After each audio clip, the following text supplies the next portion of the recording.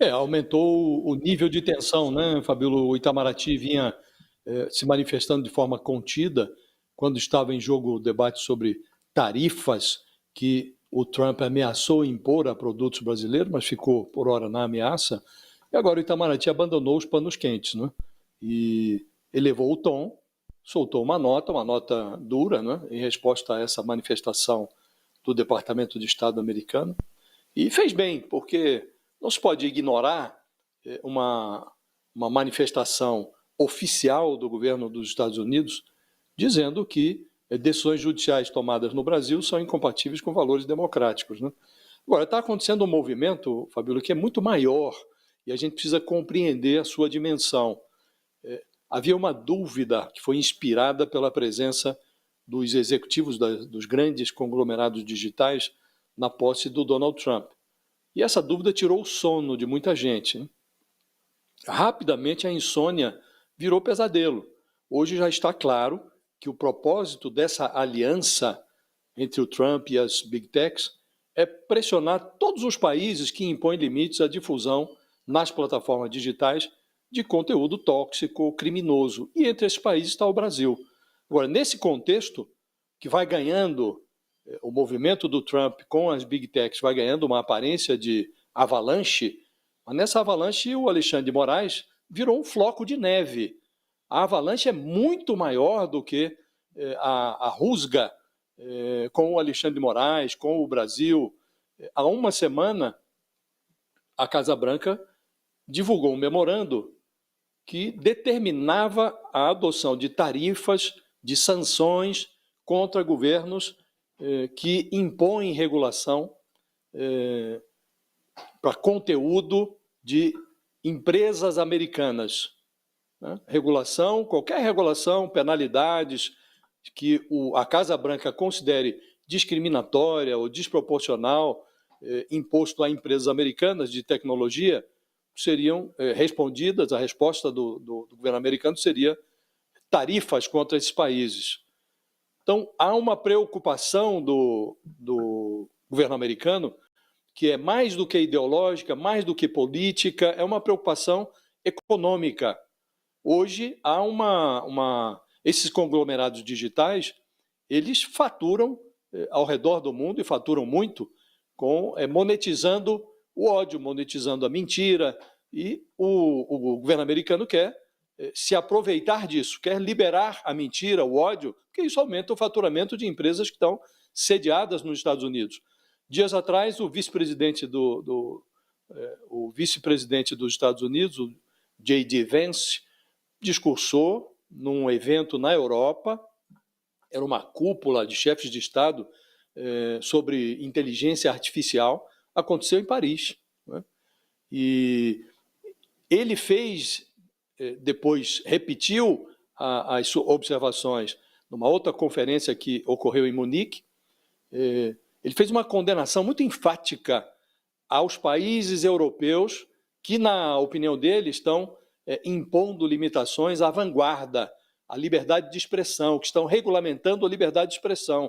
E insinuou que os Estados Unidos fariam oposição a isso, se necessário até com imposição de retaliações econômicas, tarifárias. Então é um contexto, Fabíola, em que a Europa é muito maior nesse sentido do que o Brasil, inclusive porque está mais avançada em matéria de regulamentação de plataformas digitais. A legislação na Europa é mais avançada do que no Brasil. Nós temos aí o marco digital da internet, que já está submetido a uma revisão no Supremo, porque o Congresso se recusou a rever, né? Mas não estamos nem perto do que já foi feito na Europa. E há uma pressão dos Estados Unidos para que a Europa volte atrás em matéria de regulação das Big Techs. Então, Fabíola, é uma guerra muito maior e ficou claro o que pode acontecer, inclusive no Brasil. Né? Porque você se lembra, Fabíola, que depois que o Mark Zuckerberg da Meta recuou em relação à moderação de conteúdo nas suas plataformas, que inclui o Instagram, inclui outras plataformas relevantes, a Advocacia Geral da União convocou rapidamente todas as Big Techs, as que têm sede no Brasil, para uma reunião. E não foi nenhuma delas. Todas recusaram o convite. Isso aconteceu em janeiro, 22 de janeiro, né? E ignoraram a convocação da AGU. A Meta ignorou, o Google ignorou, até o TikTok, que é uma plataforma chinesa, ignorou o convite do Brasil. Isso mostra que há, hoje, uma disposição muito menor do que havia na eleição passada de colaborar com a justiça brasileira. O TSE fez, em 2022, um esforço extraordinário, reuniu as Big Techs e elas tinham, àquela altura, uma disposição de colaborar que era muito maior do que a que existe hoje. Hoje é nenhuma, né? E o TSE impôs lá, baixou resoluções, impondo limites à circulação de mentira, de conteúdo criminoso nas redes sociais. Isso não vai acontecer, provavelmente, essa colaboração, em relação à eleição de 2026. Então, estamos nós submetidos a esse risco, o risco de que, em 2026, as plataformas voltem a operar como um faroeste digital. Então, faz bem o Itamaraty em reagir, fará bem o Supremo se ignorar essas pressões, agora que são personalizadas em cima do Alexandre de Moraes, mas evidentemente elas se destinam, a pressão se destina ao judiciário brasileiro. Fará bem o STF se ignorar essa pressão no debate que realiza sobre a modernização do Marco Civil da internet, e é preciso que a Justiça Eleitoral comece a se preocupar desde logo, Fabiola, desde logo, com o que vai acontecer em 2026, porque o prenúncio é eloquente, né? Não há mais disposição de colaborar e, diferentemente do que faz crer o bolsonarismo, que é uma guerra contra o Alexandre de Moraes, como disse o Alexandre de Moraes, nisso daqui é um floco de neve, a avalanche é muito maior, envolve o Brasil, mas não apenas o Brasil, é um movimento global que mobiliza o Donald Trump e as grandes plataformas digitais. Mas o governo acertou, então, em reagir dessa maneira, Josias? Muito, acertou muito, não se pode ignorar. O movimento há muita clareza quanto aos objetivos, né?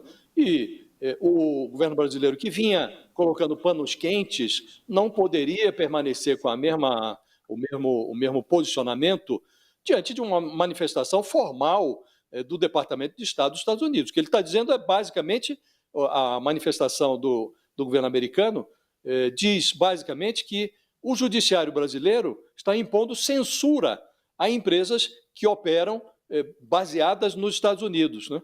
E sabemos todos que o que está acontecendo não é censura, é um esforço da justiça brasileira para coibir a difusão de crime. E, no limite, se você considera isso razoável, vamos liberar. Aí se liberou geral, abre espaço para pedofilia, para difusão de ódio, de mentira, de calúnia e, obviamente, sabemos todos, liberdade de expressão não se confunde com crime. Havendo crime, é preciso que ele seja coibido e, se a empresa não tem sede no Brasil, cabe à justiça brasileira impor a indicação de representante para que a empresa esteja sujeita à legislação nacional. Então, fez muito bem o Itamaraty e a guerra está só no começo, vai continuar e é preciso que o Brasil, o governo, também o judiciário, tenham uma posição altiva em relação ao que está se passando. Vamos lá, Sakamoto, sua análise a respeito disso. O governo brasileiro, então, nessa nota para os Estados Unidos, reage a uma nota muito dura ali dos Estados Unidos em relação ao Supremo Tribunal Federal Brasileiro. E aí o governo brasileiro diz que rejeita e com firmeza qualquer tentativa de politizar decisões judiciais. É papel do Itamaraty defender o STF para os Estados Unidos? É papel do Itamaraty defender o Estado brasileiro. E nesse ponto, não é uma pessoa, não é o Alexandre de Moraes, não é o Supremo Tribunal Federal, é o Estado brasileiro que está sob ataque. Estado brasileiro que é formado pelo Judiciário, pelo Legislativo e pelo Executivo. Se tivesse sob ataque Hugo Mota, presidente da Câmara, ou Davi Alcolumbre, presidente do Senado, tal como o presidente Lula, certamente o Itamaraty, que é responsável pela essa interlocução entre países, seria também teria que vir a público em nome disso, né? mas aí notas passaram pelas mãos, foi aprovado, tudo. Olha, o fato é que o Itamaraty não poderia ter ficado em silêncio. Se isso alegrou ou não o STF, se isso alegrou ou não o Executivo, não importa, o Itamaraty não podia ficar em silêncio quando os Estados Unidos dão um pescotapa no nosso país. O ponto é o seguinte: os Estados Unidos vão à guerra pelo lucro das Big Techs, tal como já foi a guerra em nome do petróleo.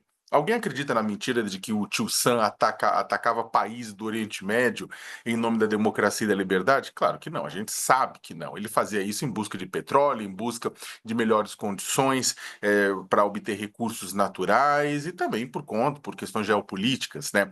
Por que acreditar, então, que o Washington ataca, mesmo que do ponto de vista verbal, por enquanto, o Brasil e outros países, né, em nome da liberdade de expressão? Não vai. Isso é a névoa que paira à frente, né? O que ele faz ele faz isso, ele faz esses ataques para garantir o lucro das grandes plataformas, e os Estados Unidos ganham muito dinheiro com isso, mas também do poder de controle que pode exercer através das informações entregues por elas ou através delas. É muito útil para um presidente, e isso funciona como se tivesse centenas de divisões de forças armadas à sua mão, ter uma pessoa como Elon Musk, como Mark Zuckerberg, como os donos do Google, né, ao seu dispor, a ponto dele poder manipular a construção da da realidade digital. Isso é muito fácil. Muda um algoritmo aqui, muda um algoritmo ali, de forma imperceptível ou nem tanto, como no caso do X, e aí a gente tem a manipulação do debate público em nível global, a formação de sentidos em nível global. Isso, é claro, além de todo o dinheiro, né? As Big Techs, elas, não falo pelo Musk, mas outras, como do próprio Facebook, viram em Donald Trump uma oportunidade de economizar, né? A regulação custa dinheiro. Ter um trabalho de diligência, checar informações, custa dinheiro no mundo inteiro. Na Europa são várias línguas. Como é que você resolve isso? Então, o que acontece? O pessoal eles perceberam que teriam que gastar uma grana com regulação e não querem. Isso além do fato de que regulação coloca a responsabilidade no desenvolvimento de inteligência artificial, por exemplo. E o pessoal está abrindo mão disso, e a gente não sabe o que vai acontecer com isso, o tamanho do cataclisma. O Brasil não está impondo censura a empresas sediadas nos Estados Unidos, mas obrigando pessoas jurídicas instaladas no Brasil a seguir as leis brasileiras e a seguir e obedecer as decisões judiciais nacionais. A partir do momento que uma empresa estrangeira pode fazer o que quiser, lidando como se o Brasil fosse a casa da mãe Joana, não é que ela está lutando contra a liberdade de expressão, não. Ela está impondo a sua vontade e o seu desejo num país soberano. Se você é contra, na verdade, como determinado país reage diante das informações, diante das notícias, no trato com determinadas empresas, ótimo, ganhe, tenha a maioria no Congresso, faça um governo, tudo, né? Crie leis e por aí vai. Caso contrário, vale o que está escrito, vale a lei que está aí, vale as decisões judiciais. Você não descumpre, brasileiros não descumprem decisões judiciais. Então, por que empresas estrangeiras podem? Porque supostos patriotas defendem que empresas estrangeiras descumpram decisões nacionais. Que tipo de patriota é esse? É um patriota ou é um entreguista, né, daqueles mais baratos, né? Então, toda aquela discussão sobre liberdade de expressão, nos Estados Unidos, é uma questão de dinheiro. E no Brasil, essas pessoas que vão para os Estados Unidos, que defendem nos Estados Unidos que os Estados Unidos atropele o Brasil e imponha a lei americana aqui dentro, elas, na verdade, têm interesse no quê? Elas têm interesse interesse golpista, de subjugar. São pessoas que perderam as eleições passadas, querem voltar ao poder no fórceps, querem voltar ao poder na porrada, e aí estão o quê? Utilizando os Estados Unidos como valentão para poder pressionar. Não tem a ver com liberdade de expressão, tem a ver com dinheiro, dinheiro e poder.